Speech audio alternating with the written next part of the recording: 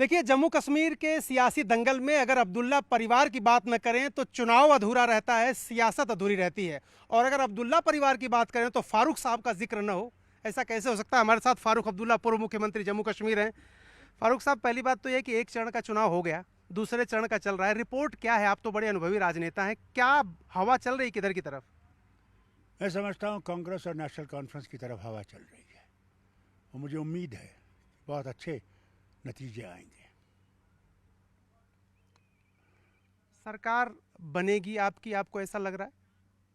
जनाब, 8 तारीख को हम्म, 8 अक्टूबर को सारा सामने आ जाएगा हम्म, और इंशाल्लाह हमें उम्मीद है हम्म। कि सरकार आएगी और लोगों की मुश्किलात को दूर करने का वक्त आ जाएगा। फारूक साहब, आप तो काफ़ी दिनों तक मुख्यमंत्री रहे, इतने लंबे अरसे से। अब आपने बैटन पास कर दी है परमानेंटली उमर अब्दुल्ला साहब के पास, कि कोई उम्मीद है कि आप वापस आएंगे? मैं कश्मीर की सियासत में ज़रूरत नहीं है मेरी, अब जवानों की ज़रूरत है, क्योंकि यहाँ काम बहुत करने हैं, पहाड़ों पर चढ़ना है, लोगों के पास पहुँचना है, उसके लिए जवान चाहिए। और उमर साहब, अल्लाह का शुक्र है, जवान है और पहुँचेंगे लोगों के अंदर। क्या आपका विजन है, क्योंकि भारतीय जनता पार्टी आप पे लगातार अटैक ये कर रही है कि 370 वापस लाने की बात आप कर रहे हैं, कह रहे हैं ये तो संभव ही नहीं, हो ही नहीं सकता। आप क्यों लोगों को बरगला रहे हैं? बीजेपी कह रही है। मैं इनसे मौदबाना अपील करता हूँ कि साहब, इनको कितने साल लगे इसको हटाने में। हुँ? जब से ये मिला था हमें, तब से ये संघ इसकी खिलाफ बात कर रही है। इंशाल्लाह हम भी कोशिश में लगे रहेंगे, कभी न कभी तो यहाँ के लोगों का एतबार मुल्क में पैदा होगा। उस एतबार को पैदा करने के लिए हम इसके लिए लड़ रहे हैं। वाकई आपको उम्मीद है कि 370 वापस आ सकता है? हो सकता है मेरी ज़िंदगी में नहीं आए, आगे आएगा। लोगों में आप पूछिए, लोगों से जो जम्मू के लोग तालियां बजाते थे, मिठाइयाँ बांटते थे, आज उनको पूछिए क्या हाल है उनका, इससे क्या था फ़ायदा था। ये तो पहले महाराजा हरि सिंह ने किया था 1927 में, कि जम्मू के लोग गरीब थे, पंजाब था उस वक्त सब अमीर थे, उनको डर था कि उसकी ज़मीनें जाएंगी, उनकी नौकरियां जाएंगी, क्योंकि पढ़े लिखे नहीं थे। वही चलता रहा और यहाँ के लोगों को आज देखिए कहाँ है उनकी नौकरियां, उनकी ज़मीनें जा रही हैं, सारे ठेके बाहर वालों को दिए जा रहे हैं, तो कहाँ जाएंगे ये लोग। अच्छा, एक हाल ही में जो यूपीए सरकार में गृह मंत्री थे सुशील कुमार शिंदे, उन्होंने एक बयान दिया कि मैं जब गया था कश्मीर, चला तो मैं गया, डल लेक भी घूमा, लाल चौक भी गया, लेकिन अंदर से बड़ा डरा हुआ था। अब बीजेपी कह रही कि देखिए, एक वो गृह मंत्री थे, एक हमारे गृह मंत्री हैं, सरदार पटेल की तरह मजबूत हैं, आज आतंकी डरते हैं, आज अलगाववादी डरते हैं। पता नहीं मुझे उनको ये कौन सा ख्वाब आ रहा है।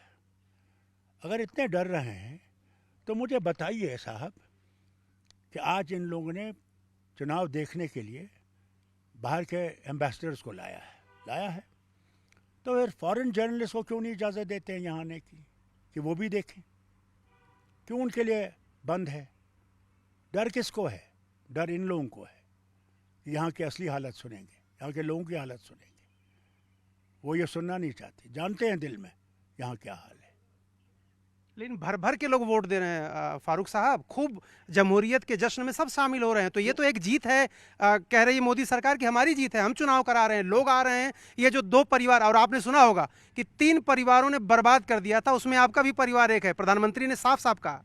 मैं प्रधानमंत्री से कहना चाहता हूँ, वो बैठे थे राज्यसभा में, और राज्यसभा में गुलाम नबी आज़ाद साहब कांग्रेस के नेता थे वहाँ पे, उन्हें जब तकरीर की, 2 रियासतों को कंपेयर किया, गुजरात को और जम्मू कश्मीर को, तब हमारे पास 370 था। जम्मू कश्मीर गुजरात से कहीं आगे था हर चीज़ में। उनने नुक्ते बताए उनको, कैलकुलेशन दी उनको, तो फिर आगे ये कैसे हुआ? अगर सचमुच 3 परिवारों ने यहाँ सब कुछ ख़राब किया होता, तो फिर कैसे ये रियासत गुजरात से भी आगे थी? कैसे? प्रधानमंत्री को इसकी तरफ देखना चाहिए। और प्रधानमंत्री से मैं ये भी कहूँगा, क्या वो मुफ्ती साहब के साथ नहीं बैठे थे? हैं? तब मुफ्ती साहब बिल्कुल ठीक थे, पीडीपी बिल्कुल ठीक थी, उनकी बेटी के साथ बैठे, बिल्कुल ठीक थी। आज क्योंकि उनके साथ नहीं बैठी है, तो अब परिवार जिम्मेवार है। क्या इनके यहाँ परिवार नहीं है? क्या परिवार के लोग इनके मंत्री नहीं हैं?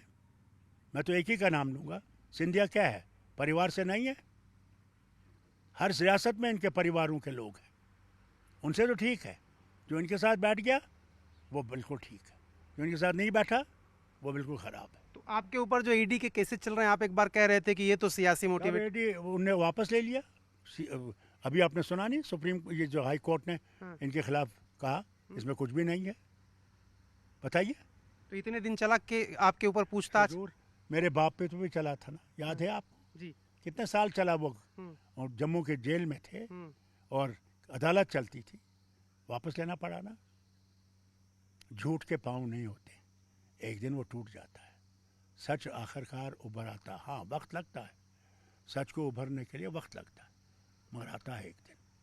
एक सवाल है फारूक साहब की, नेशनल कॉन्फ्रेंस ज़्यादा सीटें लड़ रही है, कांग्रेस कम सीटें लड़ रही है, तो जाहिर सी बात है मुख्यमंत्री पद का दावा तो आप ही का है, उमर अब्दुल्ला का ही है। देखिए, इसका फैसला जब इलेक्शन ख़त्म हो जाएगा, हम क्यों आगे इतना दौड़ रहे हैं? पहले नतीजे आने दीजिए, उसके बाद देखेंगे क्या होगा। दोनों हम लोग साथी हैं। हम लोग नफ़रत की आग को बुझाना चाहते हैं, मोहब्बत की आग को न सिर्फ कश्मीर में बल्कि सारे हिंदुस्तान में लाना चाहते हैं, कि मोहब्बत आए। लोगों की जो नफ़रत इन्हें पैदा की है, हिंदू मुसलमान सिख ईसाई के आपस में बांटने की कोशिश कर रहे हैं, हम उस नफ़रत को ख़त्म करना चाहते हैं। ये जो एक एक फारूक साहब, मैं आपसे एक सवाल ये पूछना चाहता हूँ कि पहले थोड़ा ये मीरवाइज उमर फारूक, हुर्रियत कॉन्फ्रेंस, रोज पत्थरबाजी, रोज बंद, क्या स्थिति जो बीजेपी कह रही कि बहुत सुधर गई, आपको क्या लग रहा है स्थिति सुधरी है? क्योंकि मैं भी घूम रहा हूँ, मैं देख रहा हूँ पहले लाल चौक पे 4 बजे के बाद मना कर देते सिक्योरिटी वाले, आपको नहीं जाना है। पत्थरबाजी, रास्ते रास्ते में फेंसिंग, उन चीज़ों हालात में बहुत आमूलचूल बदलाव दिख रहा है। लोगों में बदलाव आया है। लोग ये समझते हैं इससे काम नहीं बनेगा। ये जो वोट है उसके ज़रिए ये दिखाना चाहते हैं दिल्ली को कि हम तुम्हारे सियासत के साथ नहीं हैं। ये बहुत अच्छी बात हुई और मुझे खुशी है कि ये चीज़ें ख़त्म हो गई। मुझे ये बताइए, ये कहते हैं ना 370 जिम्मेवार है टेररिज्म के लिए, आतंकवाद के लिए। आज ये आतंकवाद कैसे बंद नहीं हुआ? जो जम्मू में आतंकी घटना है और उसके बारे में आप कह रहे हैं। हाँ अभी किश्तवाड़ में हुआ कुछ दिन पहले। अगर हमारे वक्त में कल हुकूमत आएगी और आतंकवाद होगा, आसमान से ही उठाएंगे इसको। आज ये कोई बात नहीं करते इसके बारे में। क्या इन्होंने बात की जिस लड़की का बलात्कार हुआ राम मंदिर में? क्या प्रधानमंत्री ने इसके बारे में बात की? क्या होम मिनिस्टर अमित शाह साहब ने बात की? या वहाँ के मुख्यमंत्री यूपी ने बात की? नहीं। अगर वहाँ दूसरी सरकार होती तो दुनिया में डोल बजाते होते। तो ये आतंकी आ कैसे रहे, जो आप जो इशारा कर रहे हैं जम्मू की तरफ, ये आतंकी आ कैसे रहे? ये आप हिंदुस्तान की हुकूमत से पूछिए जो दिल्ली में बैठी हुई है। अमित शाह साहब से पूछिए ये कहाँ से आ रहा है। आप बताइए, क्योंकि ये अंदर के हैं या बाहर के हैं, कहाँ के लोग हैं? अगर मैंने इनको देखा होता और मुझे दिखाया होता तो मैं बताता ये कहाँ के हैं। हम लोगों को तो कुछ दिखाते ही नहीं है, हमें तो पता ही नहीं है कहाँ से क्या है, कुछ भी पता नहीं हमें। कुछ भी पता नहीं मतलब? कुछ आप भी पूर्व नहीं। मुख्यमंत्री नहीं, हैं, सियासी धारा में सबसे ज्यादा रसूख वाले हैं। तब मुझे पता था, क्योंकि मुझे इंटेलिजेंस रिपोर्ट्स आती थी। मैं ही था जिसने यूनिफाइड कमांड बनाया यहाँ पे, कि सब इंटेलिजेंस एजेंसी एक जगह आ गई। पहले नहीं तो हर एक इंटेलिजेंस एजेंसी अलग अलग थी, और मुझे उस वक्त मिलिट्री के जो जनरल थे उनने अपोज किया था यूनिफाइड कमांड को। इस यूनिफाइड कमांड की मेहरबानी से उस वक्त से हमें पूरी खबर आती है। इसके लिए इनको शुक्र करना चाहिए कि मेरे में वो बुद्धि थी कि मैंने वो बनाया। अब आपने ऐसी बात कही तो एक और हाल में बहुत चर्चा हुई है, एक सीरीज बनी जो विमान अपहरण हुआ था हिंदुस्तान का, जो कंधार गया था, जिसमें आपने मना कर दिया था। उसके मुताबिक जरा आप बताइए कि क्या कौन आया था आपके पास और आपने क्यों मना किया कि भाई नहीं हम छोड़ेंगे किसी को चाहे कुछ हो जाए? देखिए, ये बहुत लंबी कहानी, इसको छोटा करना ज़रूरी है। जब ये कंधार ले गए जहाज़, हमारे पास 3 कैदी थे, मौलाना अजहर, लटरम और एक और साहब। बड़ी मुश्किल से हमने इनको पकड़ा था, बहुत मुश्किल से। आप पूछिए हमारे पुलिस से, हमारी आर्मी के जवानों से कि कितना मुश्किल था इनको पकड़ना। पकड़ लिया। मौलाना अजहर ने अपने जगह बना रखी थी, हर जगह या फिरे थे यहाँ पे। तो जब इन्होंने दुल्लत साहब को भेजा तो मैंने दुल्लत से कहा कि दुल्लत याद रखना, तुम आईबी के चीफ भी रहे हो, रॉ के भी चीफ रहे हो। ये लोग जब छोड़े जाएंगे, ये वहाँ से अब आपको वहाँ से ये चलाएंगे, ये जो आतंकवाद है यही चलाएंगे, क्योंकि उनको पता है कहाँ जाना है, कहाँ करना है, क्या करना है। मत छोड़ो, क्योंकि ये भारत के लिए बहुत मुश्किल होगा फिर इसको ख़त्म करना।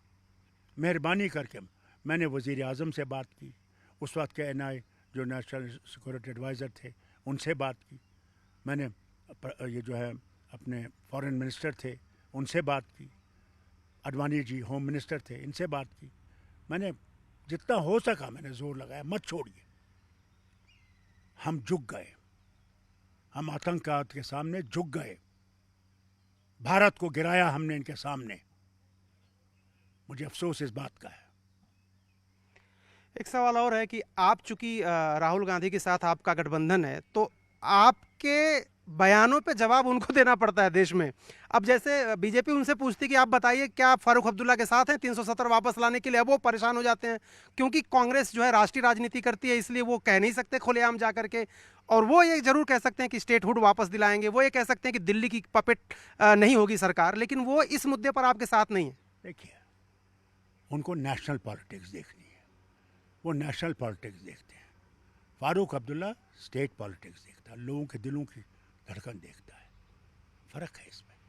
मैं उनसे ज़ोर नहीं करता हूँ, क्योंकि उन्हें देश को चलाना है, देश को मजबूत करना है। देश के इन जो हम लोगों को बांट रहे हैं, धर्म के नाम पे बांट रहे हैं, इनसे मुकाबला करना है। इसलिए ज़रूरी है कि उस तरफ को देखें। क्या उम्मीद दिख रही है आपको, क्योंकि उधर प्रधानमंत्री नरेंद्र मोदी हैं, अमित शाह हैं, यहाँ राहुल गांधी हैं, भारत जोड़ो यात्रा करके आए। 2029 की बात देखिए, मैं बड़ा जल्दी ही पूछ रहा हूँ आपसे, लेकिन चूंकि आपका अनुभव इतना है, क्या दिख रहा है आपको हिंदुस्तान में? मुझे एक तब्दीली दिखती है। जिस राम मंदिर को इनने बहुत फैलाया कि हमने बनाया, उसी राम मंदिर के इलाके में ये हार गए। बद्रीनाथ में ये रात को बैठे एक गार में, उसी बद्रीनाथ ने इनको वहाँ से हराया और कांग्रेस वहाँ से जीत के आई। आज ये बैसाखियों पे चल रहे हैं।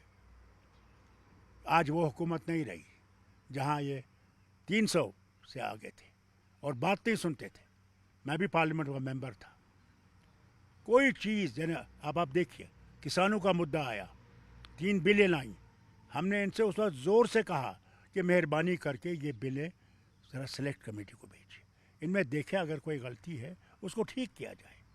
मगर जब तक 700 से ज़्यादा अधिक किसान नहीं मारे गए, शहीद नहीं हुए और चुनाव नहीं था यूपी में, ये वो बिल वापस नहीं लेते।